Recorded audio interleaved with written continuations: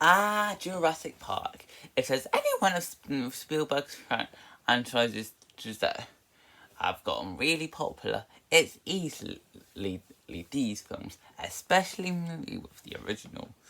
No, when it came out, it became one of the biggest films of the 1990s. Gaining great praise from critics and audiences. Is is and it holds the record as the highest grossing movie of all time for a couple of years. Is, I believe. It, it, so, with all that, the fan got a great legacy, as it was able to have not one, not two, not three, but 6 sequels. Yeah, not many movies are that lucky to get 6 sequels to their movies. These, these, and with Rebirth coming out tomorrow, I thought now would be a good time to look back at the original films. So here's what I'm planning to do. In this video, I'll be taking a look at the original 3 Jurassic Park films. You know, Jurassic Park, The Lost World, Jurassic Park, and Jurassic Park 3. And in the next video, I'll be looking at the Jurassic World films, you know, like Jurassic World, Jurassic World Fallen Kingdom, and Jurassic World Dominion. Good. And I definitely do have interest in feeling linked on this franchise as a whole, which I will explain. And over. But I will say, I think this is a good franchise. Maybe not one of my favourite film franchises, but for the most part, these films are pretty good. So let's start with the original film that started it all off, Jurassic Park. And this is easily one of my favourite Spielberg films. Now, I did originally watch all these movies back in the middle of January earlier this year. Mainly because the first film and the first 2 Jurassic World films were on Netflix. So, okay, I'll binge through the franchise. And I will say, I really liked the first film when I first saw it, and I liked it even more the second time. I'll start with the biggest positive, and that is the CGI. I can't believe that this film is 32 years old, and the CGI has only aged like fine wine. Seriously, the dinosaurs look incredible. Like they look so real. So maybe there are a few textures that look a bit off, but I'm not gonna properly criticize that because as I know that the technology has improved as the years gone on. But even if you take the dinosaurs out, the environment is really nice. I also really love the world building of how they were able to bring the dinosaurs back to life, and the way they explain it is really creative. Too. I thought the first half of this film was really good. Maybe not my favourite parts of a Spielberg film, but I did enjoy it. I liked how it's a lot more calmer and relaxing. Thing like I could go family feature. Mainly because I really like the characters. They are easily one of the film's biggest strengths. I especially like John, on the one, and who created the theme park. Now, usually in these types of movies, you would have a character like John be seen like as the villain of the future. But I do like how they never present him as one. Yes, as they showed that some of his decisions are risky, and his entire plan with the pot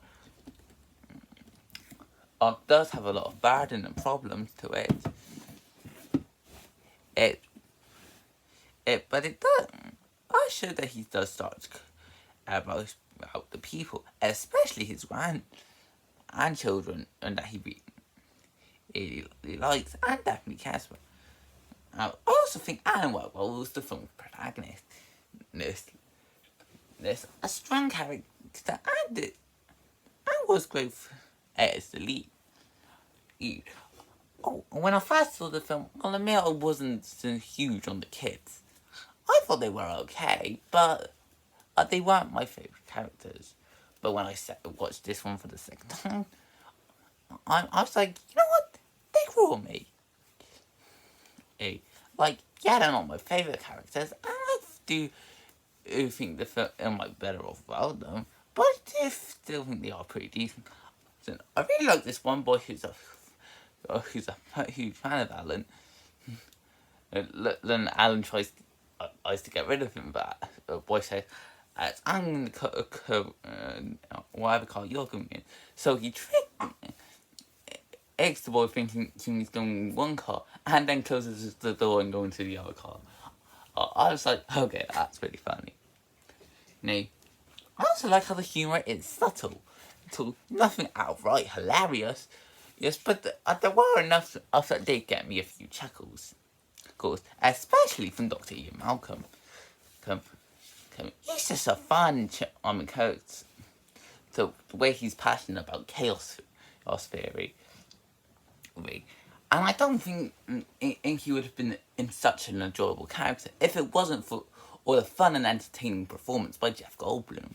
His type of line delivery do work well for characters just like Malcolm. And do help them be more also charming. But then there's the second half of the film where everything goes wrong and the dinosaurs start attacking. Okay, and man, that's why I was like, okay, I'm hooked. I already talked about how great the dinosaurs look, but when they get to action, they can be seen as monsters. There's that, that's when the intensity rises and the action gets really exciting. The film has already done a good job of making you care for these characters.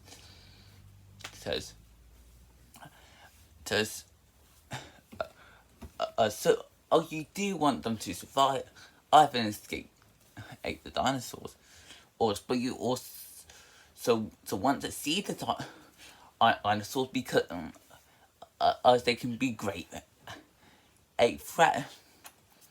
It's not usually the visual standout. Also, I think it goes without saying that the score by John Williams is absolutely incredible. He's done a lot of good scores for Spielberg films, but this might be one of my favourites. It's the way he gives it such a rich score, or make it super powerful, but it's enough to get me fully invested with the feature. And enough for me to say, okay, the music's really good. So yeah, the first Jurassic Park is really good. I really liked it on the second view. It has a nice solid structure with a nice calming first act, followed by a very strong and intense second act. The characters are a lot of fun and I really like them. The visual still looks good to this day. And the action can be intense, on top of a fantastic music score. So yeah, if you're a fan of science fiction, check this one out. It's definitely a classic for a reason. So, and a solid 9 out of 10 for me. Now let's move on to the sequels, Jurassic Park 2. Oh, I'm sorry. The Lost World, Jurassic Park. Yeah, I've already started talking about this one, and we've already got to its biggest problem, the title. So, like, The Lost World, Jurassic Park. Who thought, that was a good idea? Yeah, for a title for a sequel. I think it'd be fun if it's just Jurassic Park, The Lost World, or just Jurassic Park 2. But calling it The Lost World, Jurassic Park, yeah, that felt wrong. And that's only the tip of the movie's problems. Yeah, this might be a hot take, but I easily consider this one to be the worst one of the Jurassic Park films. And the only one I can say is outright bad. Are there good things about it? I guess, but it's nowhere near as good as the original. No, Dr. Ian Malcolm is now the main character of this film. I already said I liked him in the first one, and he's fine here. Jeff Goldblum still does a good performance, and occasionally he does get a line delivery. I like when John was explaining to him about the mission, and John goes, "Don't worry, I'm not making the same mistakes again." And with Malcolm replying, "No, you're making all new ones." I use that quote to describe my feelings on the movie perfectly. Yeah, and it's only a type of line I think in Malcolm can deliver. However, for what Jeff Goldblum still does deliver a good performance, but I don't think he's given as much entertaining dialogue as he did in the original. Oh, not to mention that he's kind of flat, the lead. And doesn't offer lots of surprises. They throw on one of his girlfriends and into the song, and his daughter. But I kept forgetting thinking the daughter was a part of the film. Oh, and the girlfriend was quite a boring character. So yeah, the characters are done. Also, so the story felt it was way too similar to the original. No, or with this world of dinosaurs. Yeah, you've definitely not seen that before. I'm just saying that and it's not the original's fault. Oh, but after seeing how great the original did with the concept of dinosaurs, the story just feels like a more bland and boring version of the first. Also, I did not care about the poachers being the villains. I was like, I for the most part, I did forget they were part of the film, and I was like, these are supposed to be the threat. When I keep forgetting about them, yeah, I'm not interested. Now, this does not mean that the film was entirely bad. Yes, I mostly didn't like this film, but I did find some good things about it. The performances are still really good. I already said at how Jeff Goldblum still does a good performance, even if the dialogue he's given isn't as entertaining as it is in the past. But some of the other actors do still offer a great performance, as that does bring life to the characters. Also, the dinosaurs do still look really good. Yes, we've seen them before, but the textures just have definitely gotten a bit of an improvement, and they still look as threatening as they did in the 1993 film. And I will admit the climax is pretty good. When a dinosaur gets released on the sea. It's a little bit too generic, but I was like, you know what? It's the only time this film, and what I thought it was being quite good and fun, so I'll let it pass. But other than that, I'm saying that, yeah, The Lost World Jurassic Park is easily the weakest from the franchise. There's definitely some good things about it, but it doesn't stop the film from being tediously boring and tiring. I mean that doesn't give me much interest. I didn't really like it much the first viewing, and I didn't like it anymore the second. 3 out of 10. Now let's move on to Jurassic Park 3, which is easily the shortest film of the franchise at 94 minutes. Yeah, this is the only one that doesn't go to 2 hours. I know many people would think of this as a bad thing, but personally, I was surprised to find how much they did in this short running time. The story is quite basic, I'll give them that. Where Alan is brought back onto this adventure to a new dinosaur island to help their family find their son who went missing, sitting on this island full of dinosaurs. And so Annie is joined by his sister.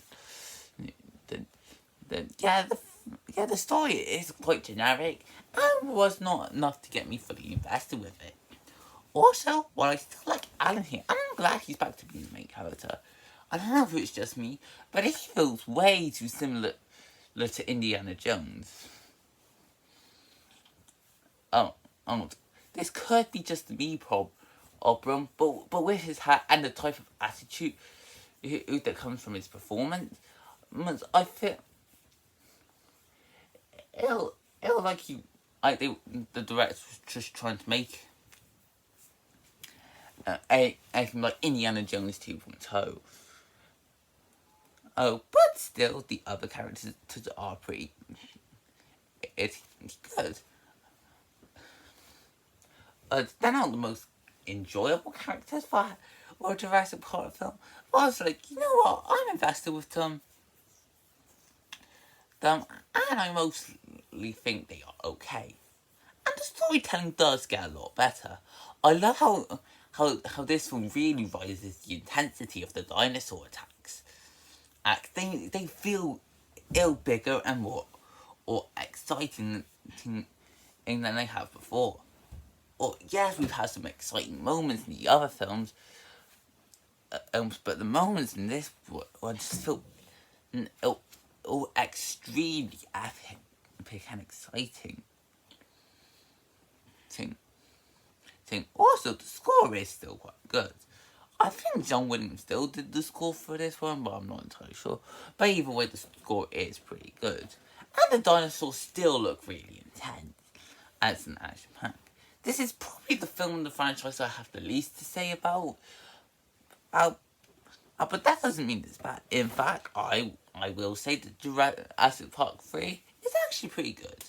Is it as good as the original? No. But it is better than the second film. Oh, and I did seem to look at it a bit more the second time. So yeah, give this one a watch. Watch it if you're curious. Because this to me is the real Jurassic Park 2. Forget about the Lost World. That one did not exist. Yes. 8 out of 10. So that was my thoughts on the Jurassic Park films. Tune in later and I'll tell you what I thought about the Jurassic World films. So if you guys enjoyed this video, feel free to comment, like and subscribe, and I will see you next time.